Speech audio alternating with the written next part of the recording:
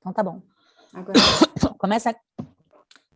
Boa noite a todos. Hoje é dia 2 de agosto de 2021. Estamos aqui mais uma vez reunidos nas segundas-feiras, nesse grupo de estudos de educação sistêmica, que foi uma ideia do nosso querido Hamilton Plácido de Castro, que é coordenado pelo Geraldo Antero, que tem lá a sua página do YouTube, onde vocês encontram esse material. Também é distribuído nas nossas redes sociais, na rede social do meu instituto, Instituto Isabel Oliveira. Temos aí uma comunidade no Facebook de educação sistêmica, também um grupo de Telegram. Então, fiquem ligados, toda segunda-feira nesse horário, estamos aqui na plataforma Zoom. E hoje, terminando a leitura de um livro muito especial, que é o livro A Cura, do Bert Hellinger. E vamos à leitura dos apêndices. Dou, então, a boa noite a todos vocês. Estendo meus agradecimentos à vida, Bert e a Sophie Hellinger, por essa oportunidade. E vamos em frente. Quem será a pessoa que nos ajudará com a leitura hoje? Geraldo está com um certo problema no som dele, se ele não quiser falar alguma coisa. Quem vai ficar com a leitura, então? Posso ler. Obrigada, Delvais. Então, vamos agora para o apêndice. Perguntas e respostas.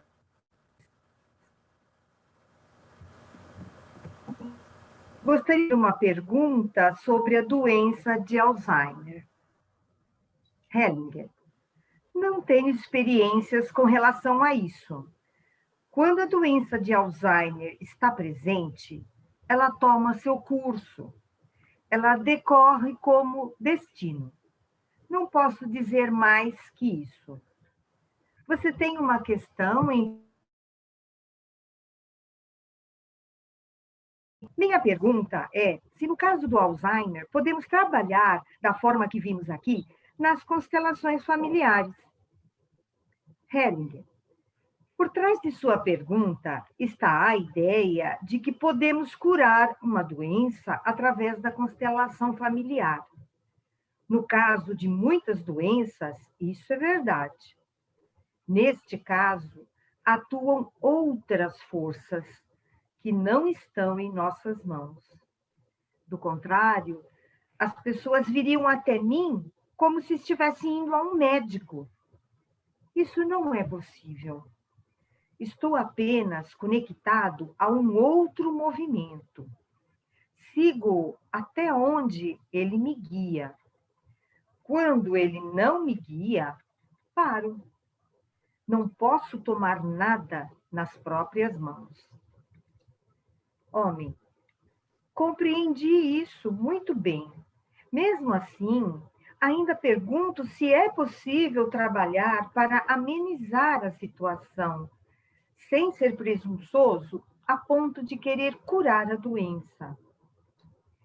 Hellinger para o grupo. Ele não desiste. Para o homem. Eu me recolho. Tudo de bom para você. Os excluídos em relação a uma doença. Hellinger para uma mulher. Feche os olhos e diga internamente a alguém: estou aqui. Após um instante, ok. Qual era a sua pergunta? Mulher. Gostaria de saber se todos os sintomas de doenças estão ligados a um excluído ou se a doença somente representa um excluído. Ambos. Ambos. Um sintoma pode estar relacionado a alguém excluído e também representar um excluído. Não podemos, contudo, reduzir a doença a apenas a representação de um excluído. Muitas coisas atuam juntas. Olhamos apenas em uma direção hoje. Temos que permanecer abertos, ao mesmo tempo, para outras, ok? Mulher. Obrigada.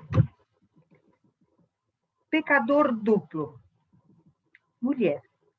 que existe para curar problemas de mulheres que sofreram estupros na família já durante a infância? Hellinger: direi algo provocante. Quem precisa de cura acima de tudo? Quem se irrita com isso? Esses são os piores ofensores. Após alguns instantes: vi que você está melhor. Ela concorda com a cabeça. Aqui trata-se de uma ideia sobre a sexualidade que não reconhece que todas as formas de sexualidade constituem movimentos divinos. Todas as experiências sexuais são experiências divinas. Se concordarmos com isso, consideramos toda experiência sexual como estando a serviço da vida. Quando alguém tem a presunção de dizer isso é ruim, ele se coloca no lugar de Deus, todavia, sem amor. Por isso, as consequências dessas afirmações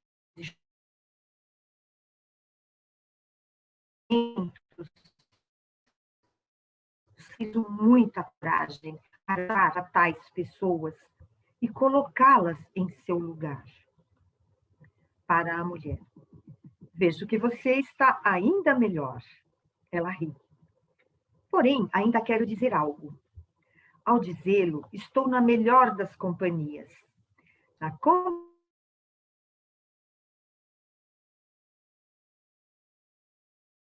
Como se lida com isso? Para o grupo: devo contá-la a vocês? O grupo concorda. Vocês conhecem a história, mas não o pano de fundo exato. Para a mulher: vou lhe contar a história.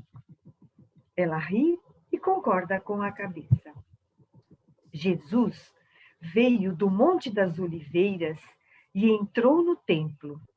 Então os escribas e fariseus trouxeram uma mulher até ele. Disseram: ela foi pega cometendo adultério. Disseram a Jesus: está escrito na lei que ela deve ser apedrejada. E o que fez Jesus? Ele se abaixou, sem olhar para nenhum deles, e começou a escrever na areia. Porém, eles não desistiram. Aqui existem dois tipos de pecadores. A primeira pecadora é uma adúltera, a dita adúltera. Os outros também são pecadores. De que tipo? São assassinos. Desejam matar uma pessoa. Para a mulher: agora, compare os dois. A adúltera e os ditos justos. Um justo que se considera justo é, em sua alma, quase sempre um assassino.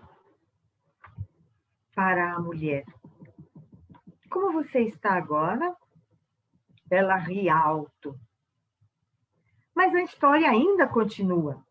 Os justos não desistiam.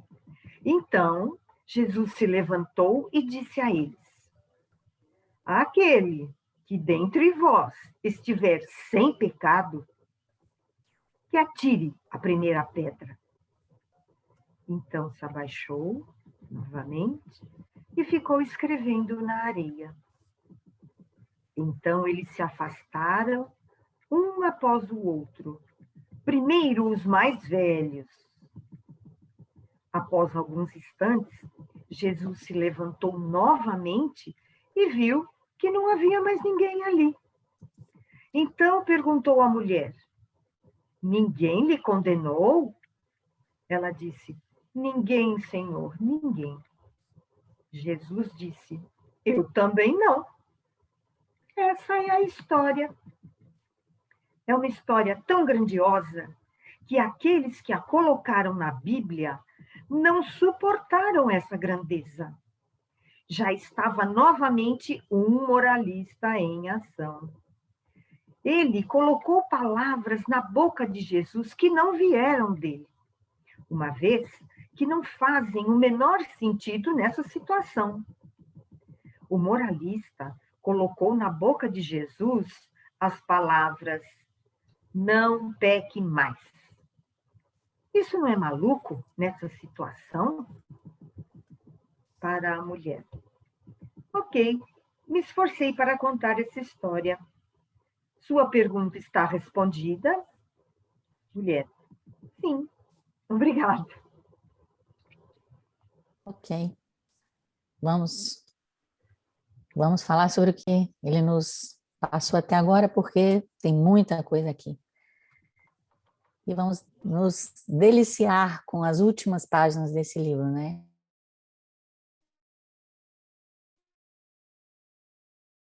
Vem com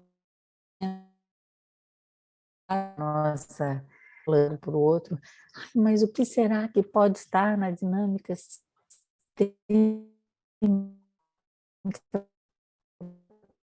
por trás? E ir para uma constelação não é a mesma coisa de ir para um médico. Você não pode vir aqui, eu vou constelar, porque senão você vai falar assim, eu vou ali, ele vai me curar. Não é isso. Aí ele mostra o lugar do constelador em relação a qualquer outro profissional. Ele fala, olha, eu só sigo um movimento e vou até onde esse movimento me permite. Quando ele não me permite, eu paro. Eu paro.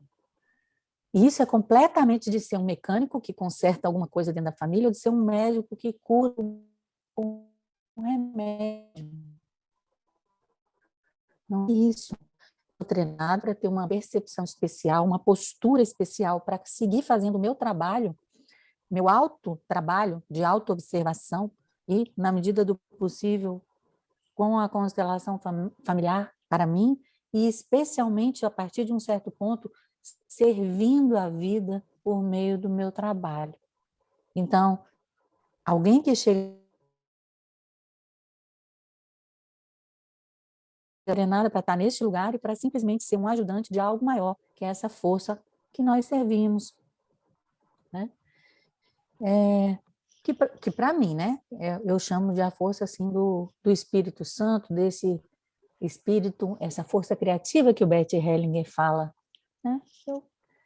Pois, então, nesse aspecto do Alzheimer, ele fala sobre isso, né, sobre uma doença que é um destino, que nem tudo se cura com a constelação familiar, que aqui isso não é o importante é seguir com o espírito, de alguma certa maneira, e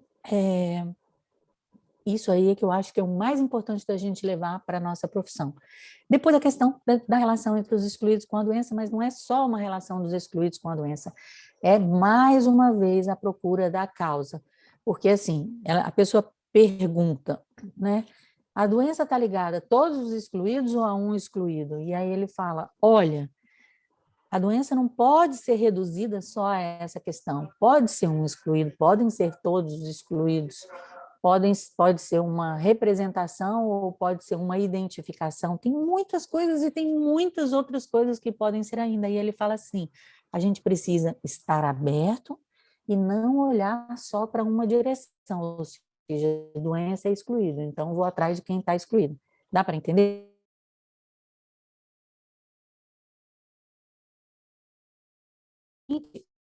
Se for trabalho da familiar, entre outras possibilidades de trabalho no mundo, digamos assim.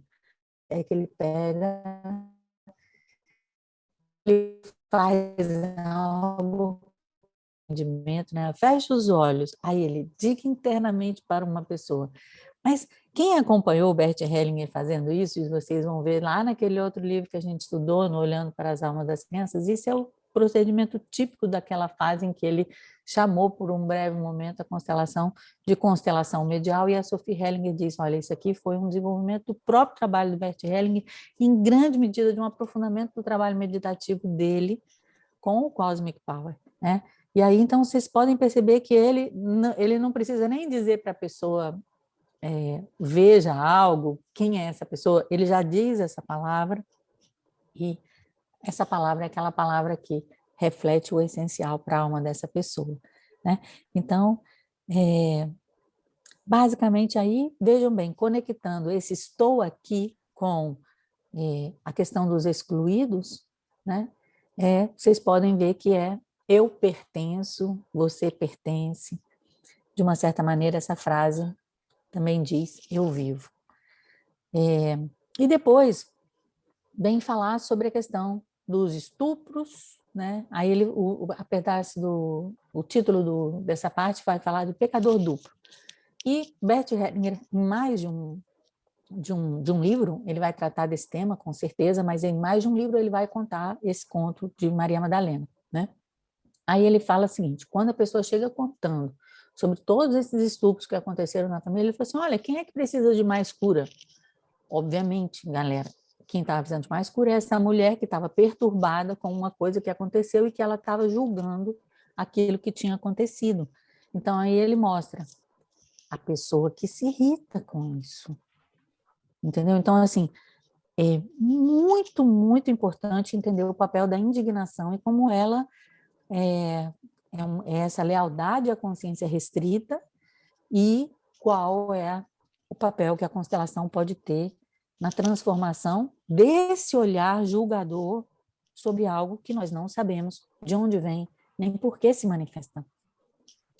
Depois ele fala algo também que é muito essencial do trabalho dele, da visão dele sobre a sexualidade, é que a sexualidade é algo divino e que está a serviço da vida da maneira como ela se manifestar, né?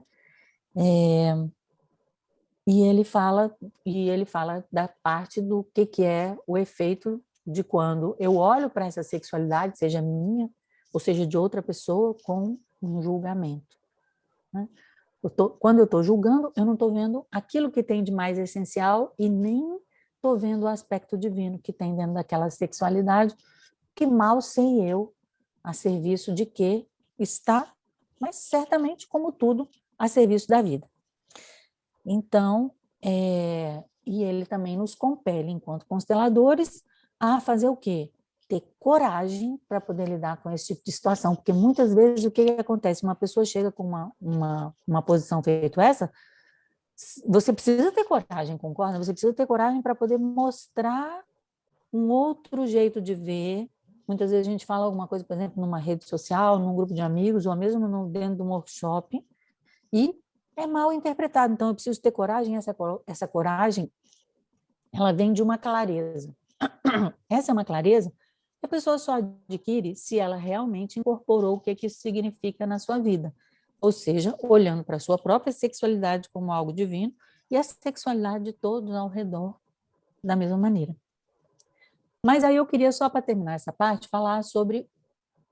Porque a parte do texto ele chamou de 2 pecadores, mas na parte de Jesus ele fala de 3 pecadores.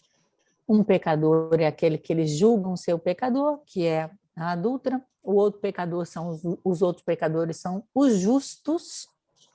Mas e o terceiro pecador, quem é?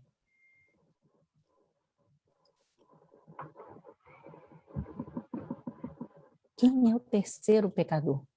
O terceiro pecador é o moralista. Aquele que depois que tudo isso aconteceu diz, não peques mais. Entendeu? Ou seja, no final das contas, continua sendo uma consciência restrita. E essa é a dinâmica desse conto. E não aqui, mas esse mesmo texto está, por exemplo, no Essencial que Conta, foi um dos textos que o Bert Hellinger, no final da sua vida, releu, né, porque ele chegou no final da vida dele, depois a gente pode fazer essa leitura aqui. Ele releu toda a literatura dele, porque ele não tinha... Ele dizia que ele escrevia, mas ele não lia o que ele escrevia. Aí, no final da vida dele, antes dele morrer, ele releu todos os livros com um amigo dele, que é um que tem um olhinho assim, meio assim caidinho, acho que ele é um suíço, e quem edita os livros do Bert Hellinger em português, eu agora não me lembro o nome dele. No livro O Essencial que Conta, tem o nome dele. Com esse amigo, ele releu todos os livros dele, e foi percebendo, lendo e percebendo o efeito dos textos em si mesmo. E ele recolheu, se não me engano, 17 textos, agora não me lembro exatamente quantos, e fez esse pequeno livro que se chama O Essencial que Conta, que foi lançado na festa de aniversário dele de 85 anos. E um dos textos é esse, da mulher adúltera. Então, com certeza, é um texto essencial, que conta algo muito essencial para a nossa alma, que é aquilo que nos conduz para além do julgamento, especialmente da sexualidade.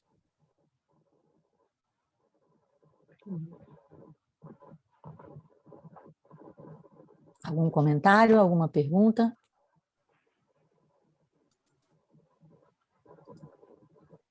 Então vamos em frente.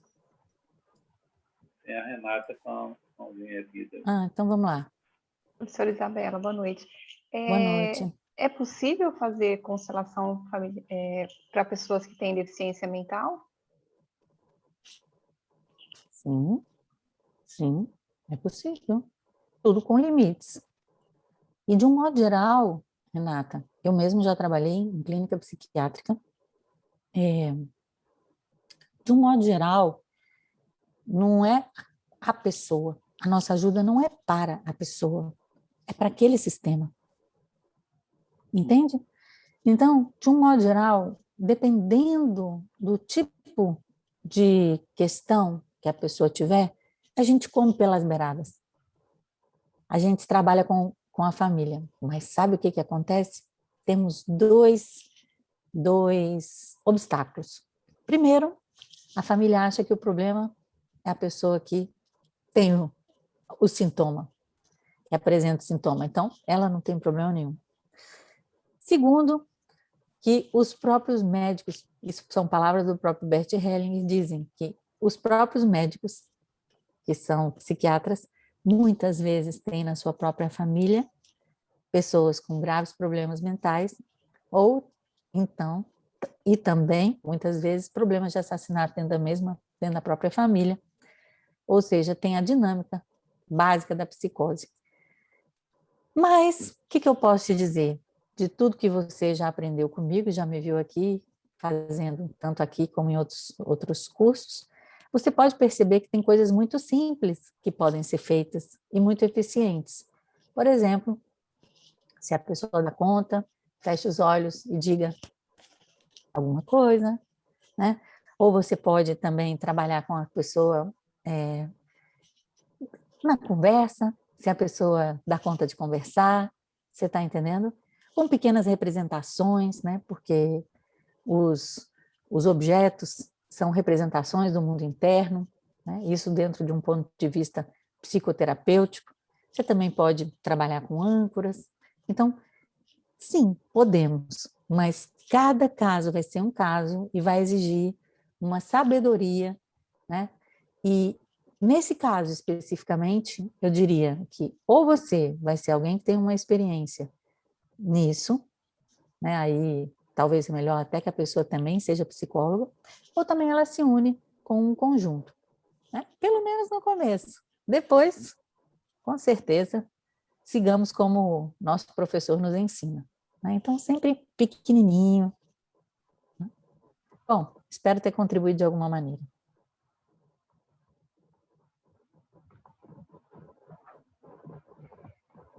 Então, prosseguimos. Okay. Doenças genéticas. Hellinger para um homem. Dou a todos o tempo necessário. Não é necessário encurtar nada. Homem. Gostaria de saber mais sobre doenças genéticas.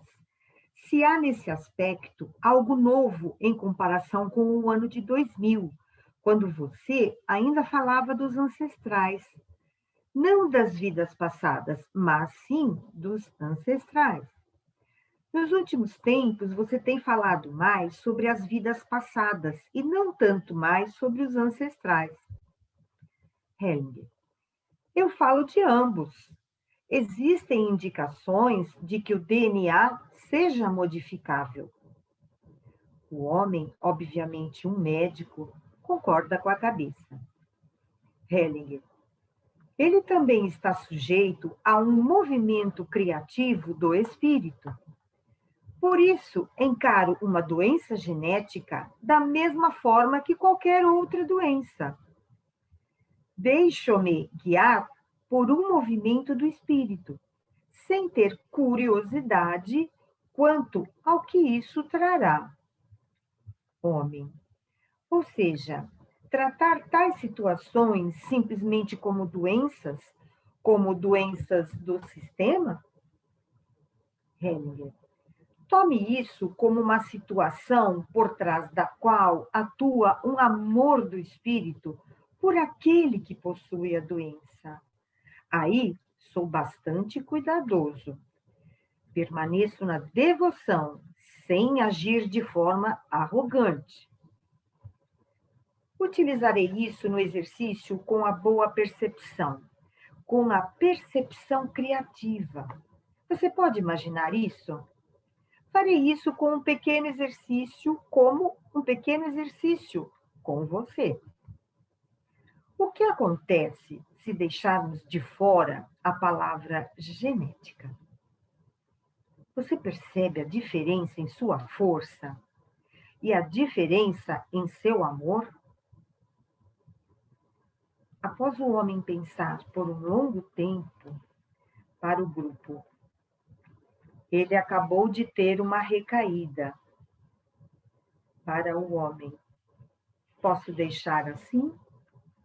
Homem. Sim. Hellinger. Ok. Tudo bem. Medo e raiva. Mulher. Tenho uma pergunta especial. Está tudo misturado, mas tentarei formular.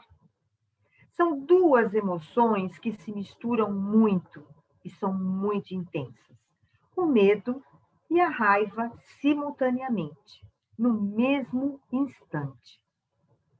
Hellinger. É a mesma coisa. Muitas vezes, o medo é a defesa da raiva. Com o medo, nos protegemos de nossa agressão. Ou seja, ame o seu medo.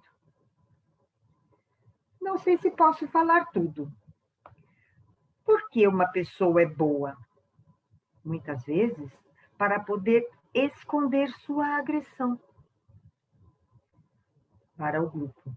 Vocês estão me acompanhando? Quando sabemos disso, somos bons de uma forma mais humilde. Mulher. Vou dar um exemplo. Não sei se posso contar isso. É uma experiência que vivenciei. Hellinger. Ok. Mulher.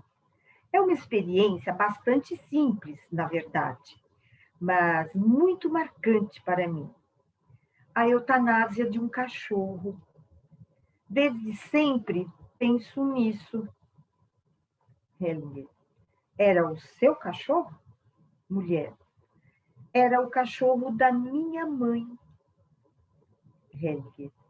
Isso possui consequências extensas para você, porque você amava o cachorro. Você o amava. Ela concorda com o rosto transfigurado. Hellinger. O cachorro está a seu lado e diz: obrigado. Ela concorda com a cabeça e sorri. Hellinger. Tudo bem? Mulher.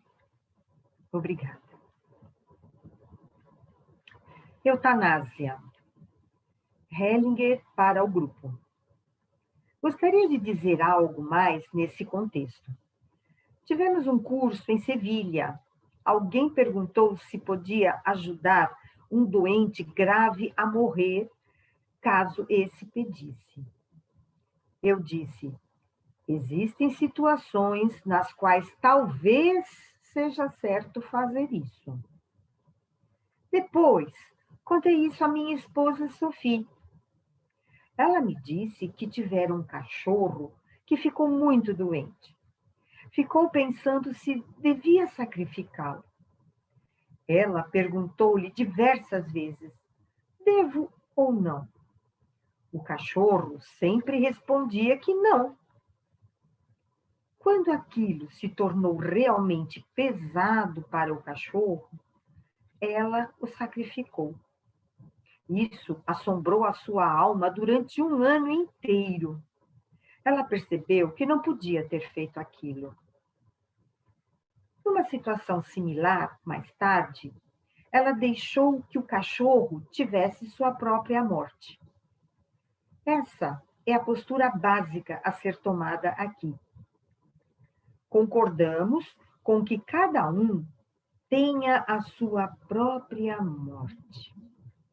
Apenas sua própria morte é capaz de consumá-lo. No mesmo curso em Sevilha, surgiu durante uma constelação uma situação na qual satisfazer esse desejo de alguém podia ser a coisa certa a fazer. Contudo, nunca por piedade, e sim em sintonia com a alma da pessoa e com a prontidão para experimentar por si mesmo o que aquilo custa a ela. Então, talvez seja adequado. Expliquei isso com mais detalhe, pois temos posturas diferentes perante a nossa morte e a morte de outras pessoas. Todos são levados à morte por uma outra força. Ela assume o comando, independentemente do que a morte venha a nos custar. Nossa morte e a morte dos outros.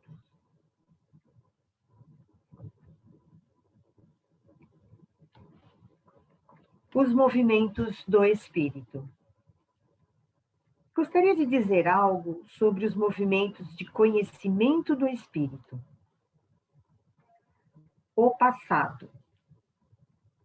Possuímos várias ideias segundo as quais nos orientamos. Por exemplo, determinadas ideias sobre uma doença, determinadas ideias sobre nossa vida e sobre a duração de nossa vida.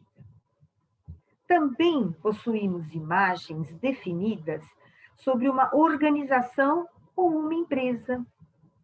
Imagens definidas do passado nos mostram a forma como o passado atua sobre o presente. Considerar que, para cada problema, existe uma causa específica, uma origem, é um movimento básico, bastante difundido, seguido por nós em nosso trabalho. Muitas vezes, realmente, se apresenta uma origem determinada. Qual é o efeito? Somos controlados por essa ideia. Por exemplo, quando interpretamos algo no sentido de isso tem a ver com aquilo, porque isso faz com que sejamos controlados conforme algo passado. Permitimos ao passado atuar no presente e determinar o futuro para nós. O futuro do espírito. Se nos deixamos levar por um movimento espiritual criativo, não há nada passado. O movimento espiritual está sempre voltado para o futuro. Por ser criativo, é sempre novo.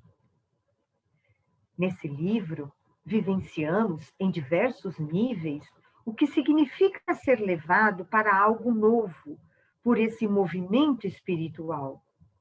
Muitas vezes, foi maravilhoso ver como algo que parecia terrível, de repente ser levado em um movimento em direção ao futuro. Para esse movimento e para o conhecimento de que tratamos aqui, vale um fundamento. Ele é o fator revolucionário nessa forma de procedimento. Sabemos que somos capazes de compreender, por exemplo, o que é a causa de algo. Todos esses movimentos em direção ao conhecimento são voltados para trás, para algo que já está aí. Não há nenhuma força neles. E podemos sentir isso imediatamente em nós. O passado não pode ser criativo, pois é passado. Há ainda um outro movimento de conhecimento. É um movimento do espírito. Quando entramos em sintonia com esse movimento, somos levados nesse outro movimento de conhecimento. Que tipo de movimento de conhecimento é esse? É o conhecimento não daquilo que está aí, mas daquilo que vem, daquilo que é novo. Entramos em sintonia com um movimento do espírito que é criativo, mas sem que possamos imaginar a direção. Esse movimento de conhecimento não prevê. Ele não possui um destino que desejamos ou possamos alcançar a partir de nós. Como entramos em sintonia com esse movimento? Como ele nos movimenta? Ele nos movimenta até o próximo passo, apenas até o próximo passo. Assim, criativo significa ainda não sei de nada, mas de repente possuo conhecimento para o próximo passo. Apenas para o próximo passo. Assim, caminhar com o Espírito significa para nós se entregar totalmente a um movimento, sem saber para onde ele vai.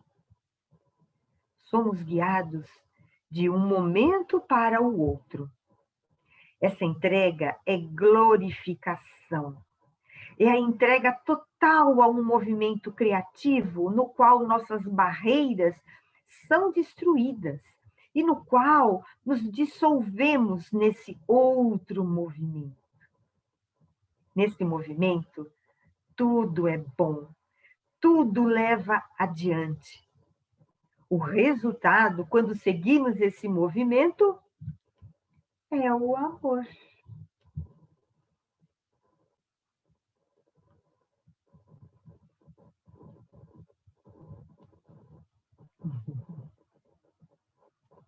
Ok.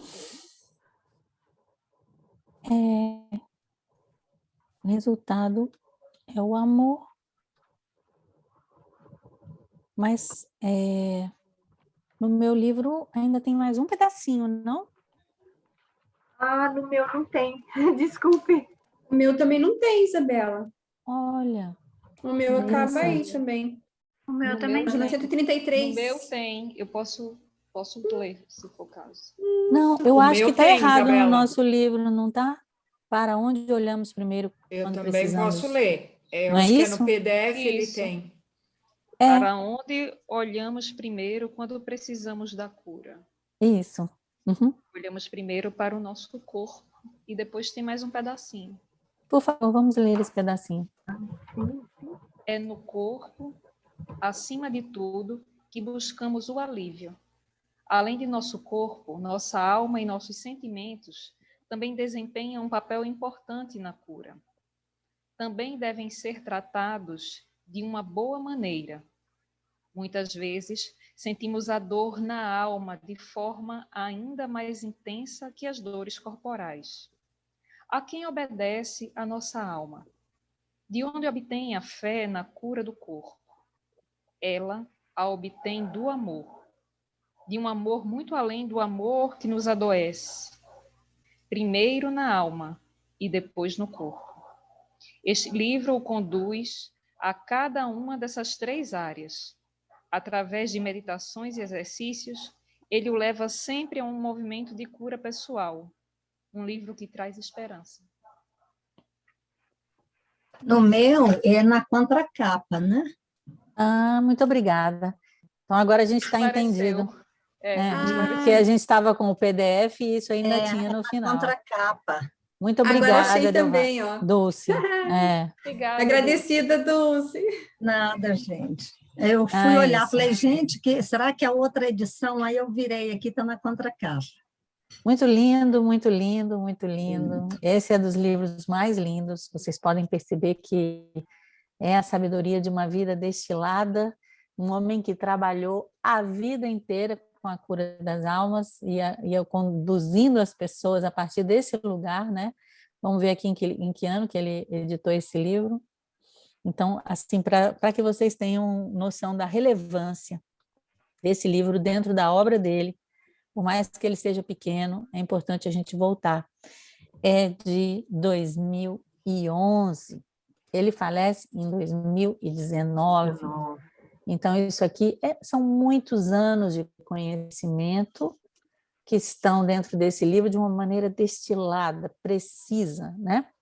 E nessa parte agora que nós lemos, ele vai trazer informações sobre, começando aí, vamos lá, onde a gente estava? Sobre, em primeiro lugar, as doenças genéticas. Aí ele vem falando sobre as doenças genéticas e ele fala, olha, o que acontece com você aí? Você já anota aí no caderninho o que eu posso fazer como constelador familiar. Um exercício de percepção. Experimente tirar o genético. O que sobra? Doenças. Aí ele vai falar, olha, já estão falando que dá para se mudar o DNA, né? E a gente já está estudando aí a epigenética, né? De que maneira aquelas proteínas podem ligar e desligar, por assim dizer, o DNA, e de que maneira essas marcas epigenéticas são construídas por meio de traumas, de relações com o ambiente, com os alimentos, entre as pessoas, e isso é transmitido entre gerações, né? E ele fala, a pessoa fala para ele, olha, mas antes você falava de antepassado, agora você está falando de vida passada. Ele fala, olha, são as duas coisas, são as duas coisas. E ele, para tudo, ele fala que dá o tempo necessário para que aquilo que tem que aparecer dentro de um trabalho de constelação familiar possa vir à tona. Ele fala assim, ele encara da mesma forma uma doença genética, uma doença mental, uma doença, um problema financeiro, todos os problemas ele encara da mesma maneira, né? Qual é a maneira como ele se coloca? Ele se coloca humilde, ele se permite ser guiado por esse movimento, sem nenhuma curiosidade, sem nenhuma curiosidade. E ele traz um alerta nessa parte, ele fala, olha, por trás de toda doença, por trás de toda situação, atua um amor do espírito que também ama aquele que tem a doença. Ou seja, tem algo amoroso que atua naquela situação, e é isso que a gente precisa enxergar. E na nossa postura do nosso trabalho, ele explica qual é a postura, uma postura de devoção sem arrogância. Ou seja, devoção sem arrogância, eu tenho essa devoção a esse movimento que movimenta a mim e movimenta a todos, e sem arrogância eu estou a serviço desse movimento, né? E depois ele fala sobre outra coisa, a gente também fala muito aqui sobre a necessidade da formação do constelador familiar, do quê? De uma percepção especial, é uma percepção criativa, e essa percepção criativa é uma percepção que, por assim dizer, tem que estar aberta a esse campo de infinitas possibilidades. E o passado, com certeza, não é a fonte dessa criatividade. A criatividade, ela sempre está dentro do presente. E depois ele fala sobre o medo e a raiva, e a gente pode falar que não só o medo e a raiva, mas a raiva e a tristeza são tipo duas faces de uma mesma moeda. Aliás, a raiva é isso, às vezes ela aparece, mas no final das contas ela se funde, se muta com outras emoções. E aí ele fala do medo e da raiva, né? Então ele fala como o medo muitas vezes é uma defesa de uma grande raiva, em vez de expressar essa grande raiva, que eu posso matar, ou seja, seria um contrafóbico, né? Ou seja, uma pessoa que não controla a sua própria força, ou seja, eu sou contra o medo, então eu tenho uma raiva tão grande, com aquela força eu posso matar outra pessoa, então eu me coloco medroso. Ele está mostrando uma dinâmica importante, uma dinâmica que está presente dentro do caráter, mas que também é uma dinâmica, como é que eu posso dizer, assim como outras dinâmicas, que é muito importante que nós, como consteladores, como ajudantes, percebamos. A emoção que a pessoa traz, ela pode ser a emoção primária, pode ser a secundária, pode ser a adotada, né? Então, o que é essa emoção? Não me prender pela primeira emoção que a pessoa traz, né? E aí ele coloca uma solução muito interessante, porque a pessoa diz, olha, eu vivo com medo e com a raiva, né? E ele fala o quê?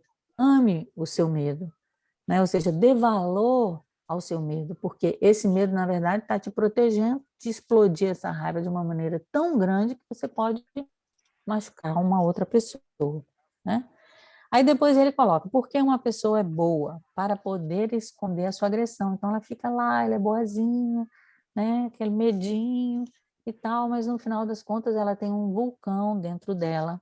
Então é uma pessoa muito boazinha, mas no final das contas aquilo é uma tampa para uma panela, né? E aí ele nos mostra que quando a gente compreende tudo isso, ele fala sobre a possibilidade de ser bom de uma maneira mais humilde. Aí, depois ele vai entrar no tema da eutanásia, né?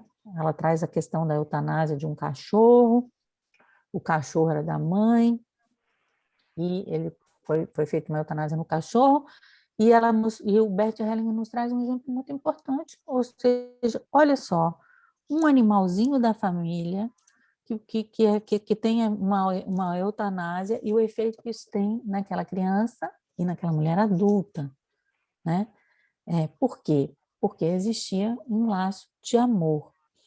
E a solução para isso é poder dizer obrigado ao quê? Pelo cachorro, pelo tempo que ele teve ali dentro daquela família, né? Por ele, de uma certa maneira, sei lá, ter convivido com todos, o que quer que seja. Mas algo precisa ainda se completar dentro da alma, né? E como, de uma certa maneira, a eutanásia talvez tenha, como é que se diz, encurtado esse processo que, nesse exemplo, Bert Hellinger completa. E daí a palavra gestalt, né? Ou seja, eu tenho completa-se aquela gestalt, se completa aquele entendimento que era necessário sobre essa experiência que a pessoa viveu. E aí ele vai trazer para esse tema da vida e da morte, da eutanásia, não poderia estar faltando desse livro, né? Um livro que fala da cura.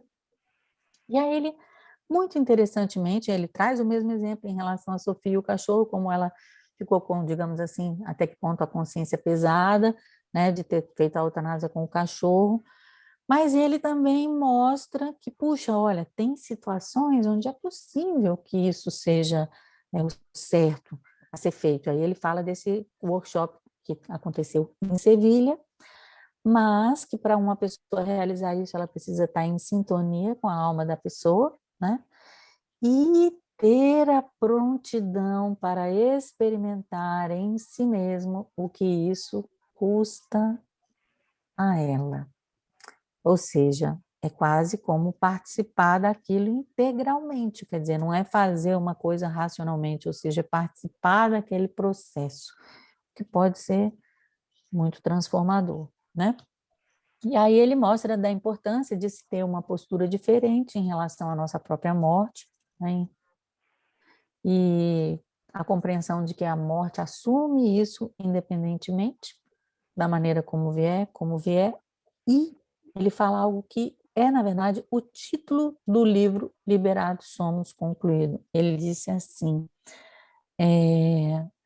apenas sua própria morte é capaz de consumá-lo, né? Que é essa ideia, quer dizer, liberados somos concluídos, quer dizer, o processo da morte conclui algo daquela maneira para essa pessoa. Depois ele vai falar sobre os movimentos do espírito, né? Sobre de que maneira nós formamos ideias, imagens, sobre tudo, sobre a doença, sobre a outra pessoa, sobre a vida, sobre a duração da vida, sobre organizações, empresas e sobre o passado. E de que maneira essas imagens, elas não são criativas, porque elas já passaram. E como elas atuam e seguem atuando sobre o presente, né? E depois ele nos leva a compreender, né, como é um pouco do nosso trabalho, quer dizer assim, olha, existe um problema, existe uma origem para esse problema, e muitas vezes essa origem se apresenta. Então, como é que é, qual é o efeito de quando essa origem se apresenta, né? Eu posso olhar para essa origem e falar, eu sei qual é a causa, era um problema que aconteceu numa geração passada, ou foi o problema com o pai. Mas quando eu faço isso, ele está mostrando para nós, olha, isso é uma tentação, não caia dentro dessa tentação. Porque quando eu faço isso, eu digo, eu sei qual foi a causa, eu estou permitindo, de uma certa maneira, que o passado determine o futuro. Ou seja, mesmo quando essa origem se apresentar, eu preciso ser capaz de soltar essa origem, de não ter certeza de que era isso, de não importar se era essa mesma a origem ou não. Eu apenas faço o meu serviço com devoção, sem arrogância. Né? E depois ele vem falando aí sobre o futuro do espírito, aí que é justamente em vez de buscar origens, causas, onde veio o problema, a gente vai para um lugar onde a gente sabe que ser efetivamente criativo é algo que é sempre novo, sempre novo. O que significa ser levado para esse algo novo? Bom, aí ele nos mostra que existem dois movimentos, né? Existe um movimento de conhecimento, que é esse que nos leva a poder compreender o que é a causa de alguma coisa, e existe esse outro movimento, que é esse movimento do espírito, que a gente não sabe exatamente o que houve, mas está disponível para o que vem. A gente se sintoniza com esse movimento do espírito, sem prever, sem ter curiosidade, e ele nos movimenta até o próximo passo, e nós podemos também contribuir que uma outra pessoa movimente até o próximo passo. E Bert Hellinger nos mostra que é esse o caminhar com o espírito, é um caminhar sem saber para onde a gente vai, como se fosse acendendo a luz de cada próximo passo, que nos exige uma entrega, uma confiança total, e que ele fala o seguinte, aí ele traz que a partir dessa confiança as nossas barreiras são destruídas, existe um momento em que nós nos dissolvemos nesse movimento. Olha só, tudo é bom, tudo leva adiante, e o resultado é o amor. Eu vou repetir. Nossas barreiras são destruídas à medida que você toma consciência das suas barreiras, das suas dificuldades, e você consegue se soltar e seguir para esse novo, com devoção, com entrega total, consciente do próximo passo quando ele aparecer, você vai dissolvendo essas barreiras. E quando a gente vai dissolvendo essas barreiras, obviamente a gente vai dissolvendo uma parte de nós mesmos, ou de uma certa identificação com nós mesmos, com algo mais fixo, né? A outra coisa, essa começa a acontecer. Tudo é bom e tudo leva adiante. Ou seja, aí vem sim uma concordância real, porque eu começo a, em vez de ficar lutando como uma criança em relação a uma barreira, não, essas barreiras vão se dissolvendo, uma parte velha de mim, um jeito ser de velho de mim vai se dissolvendo também, e eu começo a ver as coisas que estão acontecendo comigo como sendo boas e como sendo coisas e situações, experiências que estão me conduzindo adiante, que vão me conduzir ao que ele nos ensina, nos mostra, ao amor. Então é isso, eu gostaria de agradecer a todos vocês que acompanharam aqui, todas essas leituras, nós aqui tivemos, se não me engano, foram 8 ou 9 aulas, né, que estão aí disponíveis no YouTube do Geraldo. E ainda, antes de encerrar, gostaria de saber se tem algum comentário ou alguma pergunta.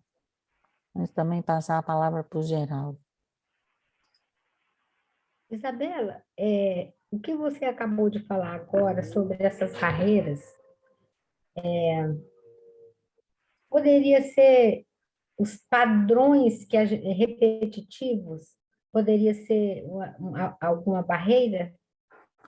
Sim, mas a barreira, eu vou te dizer, uma coisa qualquer acontece na sua vida, você já, que chato, já reclamou, você já não aceitou, você já, em vez de falar, o que será que isso traz para mim? Tá entendendo?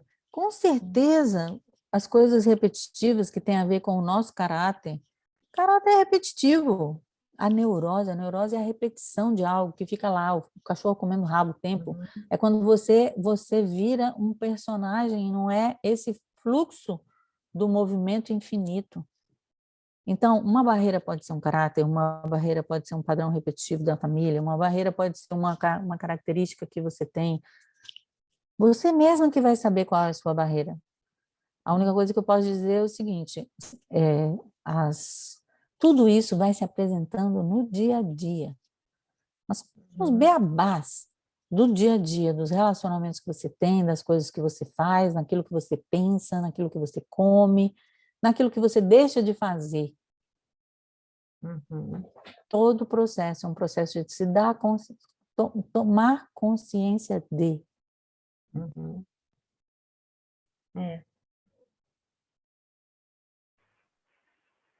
Eu vejo a Josiane. Josiane. Posso perguntar sobre um pouquinho mais no início da aula, porque eu estava em viagem e daí no carro estava complicado de perguntar. Pode ser? Com relação ao abuso, ao estupro, né? Digamos assim, de uma criança, né? Ali diz que toda relação sexual está ligada, está a serviço da vida e não deveria... Divina. Alô? É divina, é mais do que a serviço da vida. É divina e está a serviço da vida. Perfeito. Então, eu preciso de uma ajuda aí. Então, se isso está, por exemplo, acontece numa família, né?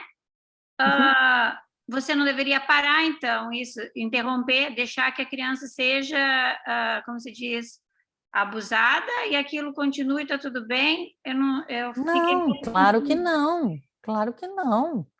Criança brinca com criança. Se ela vai ter algum tipo de experiência sexual, é com outra criança, alguma brincadeira de criança. Adulto brinca com adulto, é diferente. É engraçado, porque isso que você traz é algo que acontece com muitos temas dentro da Hellinger Ciência. A pessoa não entende realmente aquilo que o Bert Hellinger está dizendo. Não é porque não é errado, como é que eu posso dizer assim, é que deva continuar acontecendo. Não é bem assim, é tipo assim, e faz bem, tem um adulto tem outra, como é que eu posso dizer, outra compleição, eu não sei como dizer a palavra, psicológica, tem outra maturidade, tem outras necessidades. Não é para uma criança continuar. Se ela vai brincar de como é que é, pera, uva, maçã, médico, entre eles ali, isso é outra coisa. Porque a sexualidade é para a vida inteira. E ela está em cada fase de uma determinada maneira. E ela é muito importante. Sem a sexualidade fluindo bem, não existe cura. E por isso também a nossa compreensão sobre a sexualidade é tão importante para que a cura possa acontecer. Porque a sexualidade é uma energia vital, é a energia da própria vida. Bert Hellinger fala tanto, eu não sei se foi aqui, mas a carne tem uma sabedoria superior à do espírito. Não sei se eu me expressei certo, Isabela. A minha pergunta foi em relação a estupro, no caso, né? Ele está a serviço da vida também, certo? Mas então... Tá, mas aí a pessoa não vai para a cadeia porque faz isso? Entende? É diferente. Ela continua tendo a responsabilidade. O adulto que faz o abuso, ele continua tendo a responsabilidade e vai ter que ir para a cadeia. E vai ter que... Mas é diferente eu ir para a cadeia e dizer, vai para a cadeia, cumpra a prisão, você merecia mesmo era morrer, do que eu observar isso como uma coisa que algo muito maior promoveu que isso aconteça. E aí eu falo, olha, você tem que cumprir com a sua responsabilidade e com as consequências dos seus atos, Mas eu vejo que houve algo muito maior, houve um amor que movimentou tudo, houve uma força que movimentou, que diante desta força, eu sou pequena, quem sou eu para atirar a primeira pedra? Ou a segunda, ou a terceira? Mas, no caso, a justiça, nesse momento, está fazendo um julgamento daquele indivíduo, certo? Pode fazer ou pode não fazer, aí já vamos para o Geraldo, que é na área do direito sistêmico. A ideia é que dentro do direito sistêmico você possa fazer um julgamento, dar uma sentença sem julgamento, por assim dizer. É possível apenas fazer cumprir a lei, mas sem o julgamento de que é algo errado, isso são coisas distintas. Meu Deus, é tão confuso para mim isso. Porque você ama. Porque eu amo. Ok. E você ama aquilo que parece que é bom. Mas aquilo que parece que é bom se insere em algo maior, que vai além das polaridades. É isso que eu estou querendo te dizer.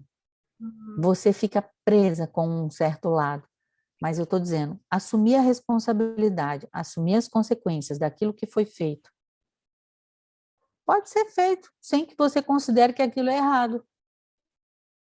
Você está entendendo? São duas coisas diferentes. Achar que é errado e a pessoa fazer o que ela precisa fazer, assim, entendeu?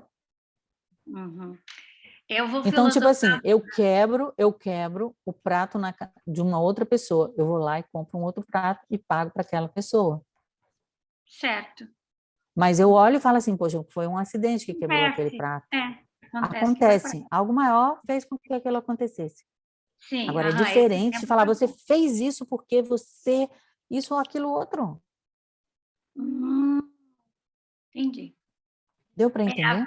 Mas aquele caso...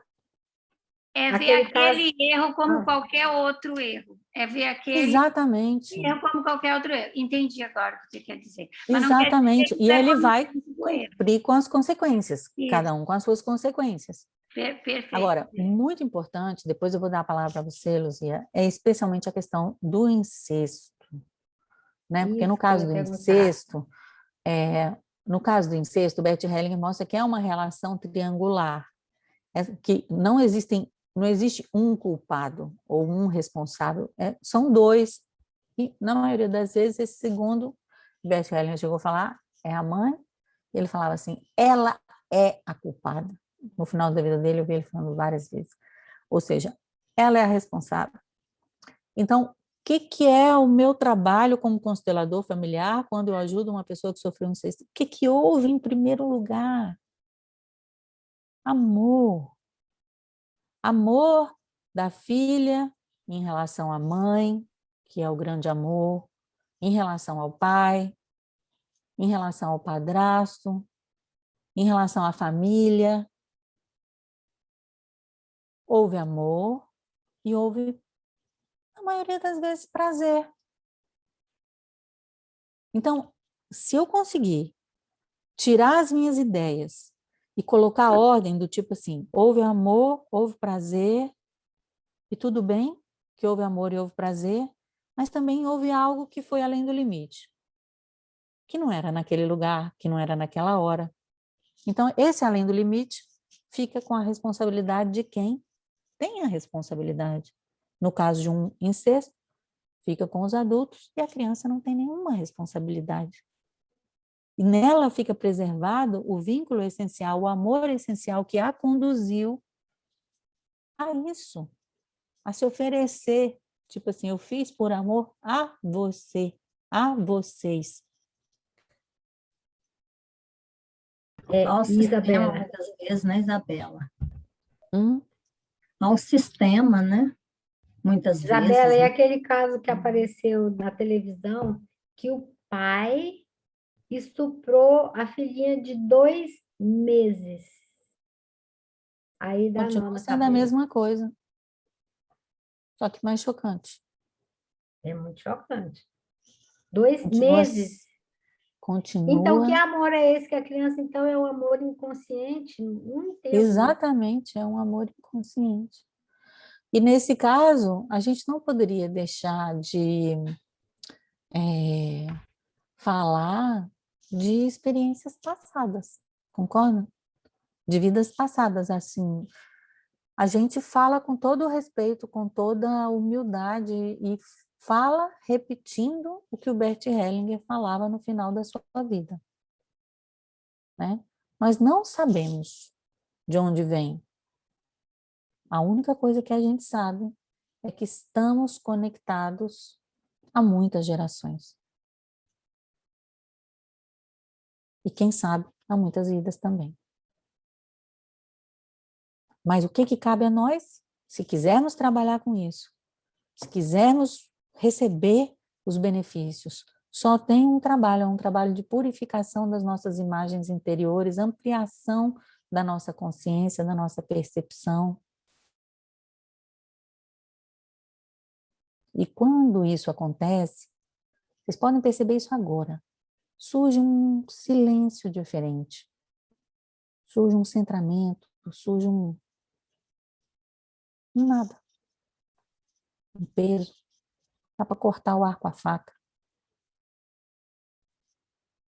Entrega da mão de Deus.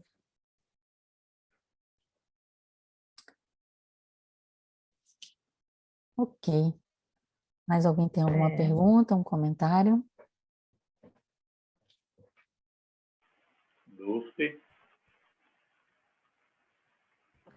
Isabela, eu ainda queria perguntar uma coisa sobre essa mesma questão. Quando existe no Conselho, né, de Psicologia, quando a gente recebe, por exemplo, o agressor, né, vamos assim dizer, o profissional precisa denunciar esta pessoa. E esse tipo de... isso, para mim, fica sempre como uma coisa muito forte, sabe? É porque a pessoa está buscando né? Ela está buscando ali a sua correção, o seu tratamento, né? Então, eu gostaria de saber, de ouvir também de você sobre isso. Que bom que constelação não é psicologia. Então, nós podemos ter uma outra atitude em relação a isso. Mas eu, como também sou psicóloga, eu considero que isso tem outros aspectos. Então, quando chega uma pessoa que quer se suicidar, alguém precisa ser avisado, comunicado, né? É para a proteção de todos. Uhum. Então, você também pode ter um olhar sobre isso um pouco diferente. Certo. Um olhar protetor. E como é que eu posso dizer? Da mesma maneira que um juiz tem que dar uma sentença, um psicólogo, pela sua função, precisa não denunciar, mas, quem sabe, avisar. O conselho. E, obviamente, explicar para a pessoa que é isso e que isso faz parte também desse próprio processo de assumir as consequências daquilo que se fez. Né? E aí buscando aquela postura essencial, que aí é sem pena, sem lástima, sem esse amor, né, compassivo, mas também sem julgamento, sem intenção, ou seja, tudo pode fazer uma diferença, tanto sua compreensão do que você se requer de você, como também do efeito que isso pode ter na outra pessoa quando você tem essa postura, onde você faz a mesma coisa, mas de uma outra maneira. Sim. Ok. Muito obrigada. De nada.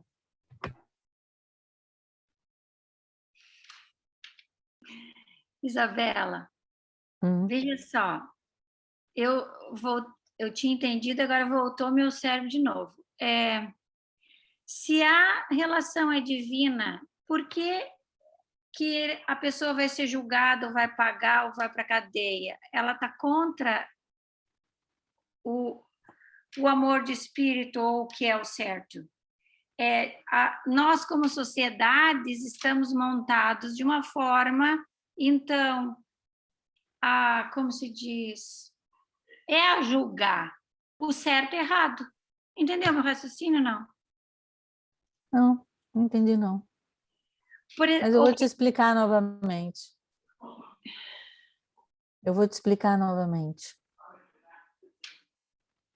É além do certo e do errado. Acontece. Uhum. Acontece.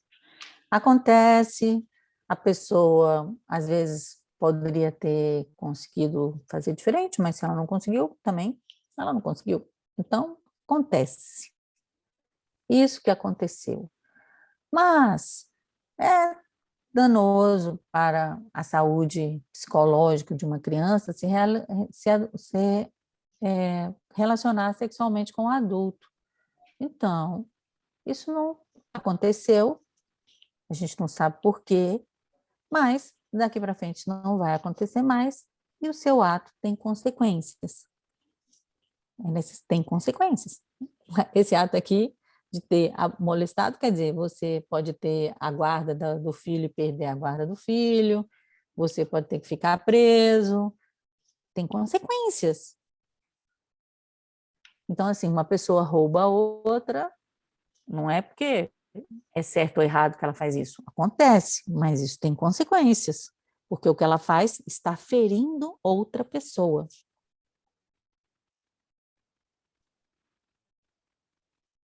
Certo, mas o roubo não é divino, e a relação é divina, porque ela está a serviço da vida. Por que não seria divino? É uma compreensão muito pequena do divino, que ele seja só bom. O divino é aquilo que vai além do bem e do mal, que inclui o bem e o mal. Tudo o que acontece é divino. Porque está no controle dele, tá certo. Uhum. Tá. Ok?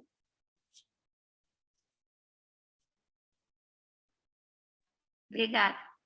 De nada. Algo mais?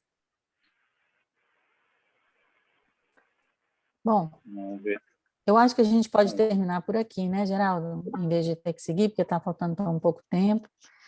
Eu gostaria de, antes de terminar, de agradecer muito a todos vocês, ao Geraldo, né, ao Hamilton, a todos que permitiram e permitem que esse grupo aconteça, convidá-los, né, as pessoas que estão aqui, primeiro na quinta-feira eu vou fazer uma aula aberta sobre os nossos ancestrais, eu vou fazer um resumo da obra do professor Darcy Ribeiro, falar um pouco sobre as compreensões dele sobre a formação do povo brasileiro e fazer uma leitura, uma análise sistêmica à luz das compreensões do Bert Hellinger, da psicóloga Anna Celan Schutzenberger, e à medida que a gente for falando um pouquinho dos portugueses, dos índios, dos negros, dos italianos, a gente podendo fazer a nossa reconexão por meio de exercícios ao longo da nossa noite. É uma aula aberta do treinamento profissional em constelação familiar e organizacional. É uma aula dos alunos que eu estou abrindo para todo mundo. E convidar a todos para, na próxima segunda-feira, começarmos com a leitura comentada do que nós chamamos de a Trilogia do Sucesso, de Bert Hellinger. A Trilogia do Sucesso são 3 livros, que foram editados nessa ordem. Êxito na vida, êxito na profissão, histórias de sucesso e leis sistêmicas do assessoramento empresarial. Então, nós vamos começar com êxito na vida, êxito na profissão, e temos aí esse convite para a gente seguir nesse propósito. Isabela, onde quinta-feira, que horas, qual o link? Eu vou distribuir aí pelo Zoom, pelas redes sociais, a gente distribui que tem a inscrição para receber o link do Zoom, tá? É uma aula aberta, mas via Zoom, né? Então nem tão aberta assim. Que maravilha, no nosso canal aí, gratidão. no Telegram, no Facebook. Isabela Oliveira, no seu Telegram. Isso, no Instituto Isabela Oliveira. Gratidão, Isabela. Vai ficar gravada essa aula? Vai ficar gravada essa aula? Vai, mas vai ficar disponível só uns 2 dias depois ela vai ficar disponível só para os alunos. Agora, tem alguém aí que não está no nosso grupo de Telegram? Tem alguém aí que não está no grupo de Eu Telegram? acho que eu não estou. Geraldo, coloca aí o grupo de Telegram para o pessoal, por favor. Vamos até falar alto, porque às vezes tem a pessoa que não está vendo o bate-papo, né? Como é que é o endereço, Estou vendo Geraldo? aqui agora você, ó. No Telegram. Tá? Beleza. Tem aula da Inovária, né? Nas quintas. A aula é 20 horas, tá? 20 horas. Nós começamos às 7 até às 9. Tá, é o que eu tenho, a gente lá começa às 20. Tá. Então é isso. E o grupo tá aí, ó. Telegram, o som do jazz. Telegram Telegram Educação Sistêmica. Educação Sistêmica. Aí vai direto. Tá bom? Professora Isabela, tenho muito a lhe agradecer por esse carinho, por essa maneira de nos conduzir, de nos destrinchar um pouco mais dos livros do Berg. Mamãe, sejam. E nós temos muito a agradecer pela senhora, pela sua presença em nossa caminhada. Eu acredito que em nome do grupo, em nome de todos, só temos a agradecer. Muito obrigado, graças mesmo por tudo isso. Força para seguir, pessoal. Até semana que vem. Bora lá. Gratidão. Palmas para nós, palmas para nós. Gratidão. Gratidão demais, Isabela. Gratidão. Gratidão. Tchau, até semana que vem. Tchau. Tchau.